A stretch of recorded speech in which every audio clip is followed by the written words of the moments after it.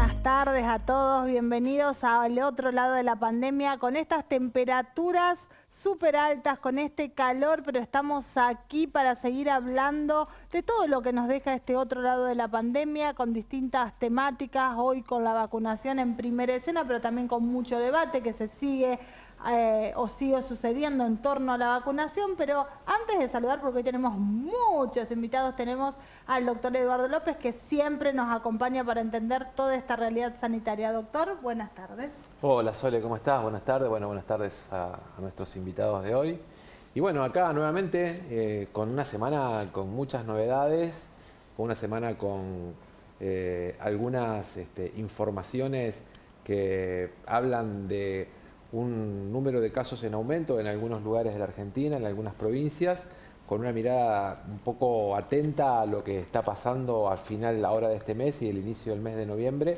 Y con esto, ¿no? Creo que me parece la principal noticia de estos últimos días, que es el anuncio por parte de las autoridades sanitarias de una tercera dosis, la aplicación de una tercera dosis para aquellos que ya tenemos un esquema completo de vacunación. Bueno, después vamos a hablar de todo eso porque creo que es el tema de la semana, pero también todo lo que se dice en torno a la vacunación para cierto grupo. Pero hoy tenemos invitados, en realidad los sumamos al programa de algún modo, se involucraron, son alumnos de la UCES. Aquí nuestro canal siempre, el grupo 3470, se caracterizó por tener este convenio con esta universidad en donde los chicos pueden producir aquí en nuestra casa, pero ellos nos van a contar cómo fue en pandemia poder desarrollar todo esto con todas las limitantes. Tenemos a Julia, tenemos aquí a Simón. ¿Cómo están?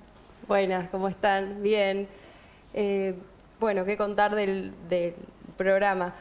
Fue una situación que nos sacó de contexto porque nosotros desde el primer año de la carrera pensábamos en estar en un estudio de graduación en las condiciones de normalidad que uno puede llegar a decir, y nos encontramos con este cierre de todo que nos frenó, nos paralizó un poco a la hora de producir el programa y de pensar cómo lo tratamos. ¿Y cómo surgió lo de la pandemia? Porque también era difícil qué poder hacer, qué formato con esas limitantes, con el tiempo, pero ustedes se ingeniaron y hoy estamos aquí en este debut. Exacto, era buscar una idea mixta, no podíamos salirnos del contexto en el que estábamos viviendo, una pandemia, algo que nunca se había vivido en la historia. Al mismo tiempo había cosas que seguían funcionando y que seguían estando igual, como la educación, como la salud, y bueno, se nos ocurrió con el programa algo así como informar, justamente mezclar las dos, mezclar la pandemia y mezclar qué ocurría en él durante la pandemia, qué seguía funcionando, de qué manera, cómo los actores sociales se iban involucrando para que la vida siga continuando, y había ciertas actividades que no se paralizaron y buscamos reflejar un poco eso. Bueno, Eduardo, como docente también universitario, qué tema poder trabajar y mantener motivados a esta generación, a los chicos con estas limitantes. Sí, y fundamentalmente después de una etapa donde la docencia y la educación transcurrió desde la virtualidad, donde también tuvimos que, con las actividades curriculares, hacer toda una adaptación, toda una nueva etapa, una nueva instancia que todavía en algunas instancias perdura, pero que bueno, ya felizmente vamos logrando un retorno a la normalidad. Igual a mí me resulta muy auspicioso esto, ¿no? El involucramiento desde una casa de estudio de los jóvenes en esta temática y adaptando todo lo que uno pueda llevar adelante a las condiciones imperantes. Y un poco la pregunta apunta a eso. ¿Cómo fue este proceso para ustedes de armar, de producir, de llevar adelante una idea teniendo en cuenta esto, y cómo encajó, digamos, en lo que es la actividad curricular? ¿Cómo lo calzaron para que desde el punto de vista educativo también tuviera provocara, digamos, una ventaja en su momento que están transitando en la universidad? Fue bastante complejo porque al principio, ya te digo, nos encontramos con esto de que estábamos todos encerrados en nuestras casas y no sabíamos cómo llegar a la información. Entonces tuvimos que manejarnos con entrevistas, todo virtual, no podías tener el cara a cara con la gente. Trabajamos con el tema de fundaciones y nosotros queríamos ver cómo era el trabajo en las fundaciones y era muy complicado porque no podíamos acercarnos no podían podíamos... hacerlo presencial. Claro, tuvimos una forma de trabajo híbrido, nuestras clases eran virtuales y después de la modalidad de taller pudimos venir a grabar, pero siempre con los protocolos, manteniendo distancias, respetando las condiciones que nos ponía la facultad. Y bueno, y así lo llevamos adelante. Fue algo intenso que nos implicó mucho trabajo, más que nada virtual, muchas horas de estar en la computadora, de redactar, de videollamadas entre nosotros, pudiendo redactar lo que íbamos a decir e investigar cada uno desde su casa e incluso tenemos compañeros, una compañera en Entre Ríos, otra que estaba en su momento en Mar del Plata, y de ellos, desde cada uno desde su casa, poder llegar a la información y de Rafaela. Claro. Bueno, chicos, la pregunta es ¿cómo se sienten produciendo? Porque hoy en un rato vamos a ver lo que lograron. ¿Cómo le encontraron el formato? Porque había que lograr que en ese tiempo permitido, que con las limitantes, encajar en un programa que ya venía rodando, como es el otro lado de la pandemia, y que tenga el vocabulario, porque creo que lo pensaron para ese otro lado de la pandemia, pero dedicado también a los jóvenes, el interés de los jóvenes.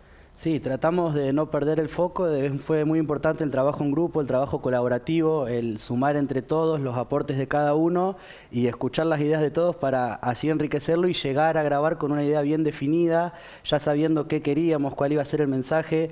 La parte más dura es todo lo que ya explicó Julia del encontrarse virtual, de la preproducción, fue la parte más compleja, armar todos los guiones de los capítulos, en qué temas nos íbamos a centrar, desde qué ejes se iban a abordar, y fue más que nada lo arduo, fue todo lo previo. Una vez que ya estaban los guiones realizados y los capítulos armados, fue como que fue linda la experiencia y se disfrutó, la verdad que sí. ¿En qué etapa están de la carrera? ¿Cómo se sienten como comunicadores? Porque hoy de algún modo se consolidan con comunicadores, pues lo van a ver todos y van a comprar de algún modo ese mensaje. Y bueno, nosotros estamos en tercer año, ya estamos bastante avanzados. Creo que fue un proceso en el que empezamos con cierta idea, o por lo menos lo que me pasó a mí, con cierta idea de la comunicación social. Estoy en tercer año con la mente mucho más abierta y encontrándome con un panorama gigante de que se puede hacer comunicación desde muchos aspectos. E incluso creo que desde la pandemia también pudimos sacar provecho de esta cuestión de la comunicación y de nosotros como estudiantes decir, bueno, ¿por qué no aprovechamos la información que ya tenemos y tratamos de dársela a la gente nosotros desde nuestras redes sociales, charlando con amigos? Creo que, por lo menos eso es lo que me pasó a mí, de encontrar la comunicación como un nexo con un montón de personas y no solo como una carrera profesional. Yo la verdad que los felicito, les agradezco porque nosotros en este espacio lo que buscamos hacer es primero tener un canal de comunicación con las personas con una base científica, con una base cierta, con una base sólida de información. Pero por otro lado, en esto que decía Sole, en este linkeo con los jóvenes, que es siempre la gran dificultad que tenemos para poder transitar estos temas, ¿no? Estos temas por ahí es como que cuesta un poco desde la comunicación lograr tener el interés de los jóvenes. Creo que la temática llevó mucho interés en la juventud, porque obviamente estuvimos todos atravesados por lo que fue el aislamiento, por lo que fueron los diferentes momentos de la pandemia. Pero en esto específicamente, pensado, producido por jóvenes y para los jóvenes, me parece que hay un valor que a nosotros nos agrega una riqueza que quizás no teníamos adentro del programa. Un poco por ahí va la pregunta, ¿con qué los jóvenes se van a encontrar que ustedes hayan producido? ¿Y por qué yo, joven o cualquier televidente que nos están mirando, tiene que ver los capítulos que han producido ustedes? Yo creo que principalmente porque lo que buscamos fue mostrar de qué manera hay ámbitos que siguen funcionando y de qué manera se puede involucrar uno a partir de los recursos que tiene. También como comunicadores, un poco uniéndome a lo que decía Juli antes, uno descubrió durante la pandemia un montón de recursos que uno tenía todo el tiempo, pero que hasta que no nos vimos imposibilitados de salir a la calle, no nos dimos cuenta de todo el alcance que podían tener, cómo desde un celular se puede coordinar una entrevista y al otro día tener la entrevista y en 5 días se puede tener ya una entrevista armada, y cómo también la juventud se tiene que involucrar y se debe involucrar en los temas que no le gustan y que no están de acuerdo. Si algo te molesta, si algo no compartís con lo que ocurre, la única forma de solucionarlo es involucrarnos. Participando. Exacto, salir de ese lugar cómodo de la queja o del conflicto y buscar involucrarnos y formar parte. O sea, esto no me gusta, ¿cómo se puede cambiar? ¿Cómo sigue funcionando esto? Además, nosotros nos basamos en lo que no veíamos nosotros en medios tradicionales, sino que por Claro. ahí veíamos en las redes sociales. Por ejemplo, en Twitter se hicieron muchos tweets a cuestión de las fundaciones, de cómo trabajaban, de que ayudaban con viandas, de que se buscaba la forma, y nosotros no veíamos eso reflejado en los medios que nosotros consumíamos. Entonces, las bases fueron esas, decir, bueno, ¿qué queremos saber nosotros como jóvenes de la pandemia? ¿Qué es lo que nos está interpelando y qué es lo que nos gustaría que el resto de las personas también sepa? Nosotros, cuando trabajamos esto, porque investigamos durante los meses de marzo, abril y mayo, todavía la vacunación no estaba como... Están a full como ahora. Claro, entonces nosotros decíamos, bueno, ¿por qué hay tanta gente que está en contra si la idea es, no sé, había muchas quejas de que no se podía salir, que las restricciones... Bueno, vamos a buscar el mensaje de que la gente se vacune. Uno de nuestros capítulos se trata de la fake news. Y hablábamos justo de esto de cómo se malversó esta cuestión de las vacunas, de para qué se usaban. Y no, en realidad lo que uno tenía que hacer era pensar desde lo frío y no desde lo que se impone. De cierta manera eso es lo que buscamos, que la gente, algo así como informar, es no informar, sino que darle a la gente el contenido para que ellos mismos puedan hacer sus conclusiones. No afirmar con ideología, sino informar. Claro. ¿Eso es lo que quieren ser como periodistas comunicadores el día de mañana? Totalmente, sí. Bueno, entonces se quedan acá, nosotros vamos a La Voz y después La Voz a todos van a ver, así que muchas gracias por sumarse, ya son parte del otro lado y nosotros hacemos, gracias chicos, la primera pausa, pero después se van a encontrar con el primer capítulo producido por alumnos de la UCES. Ya volvemos.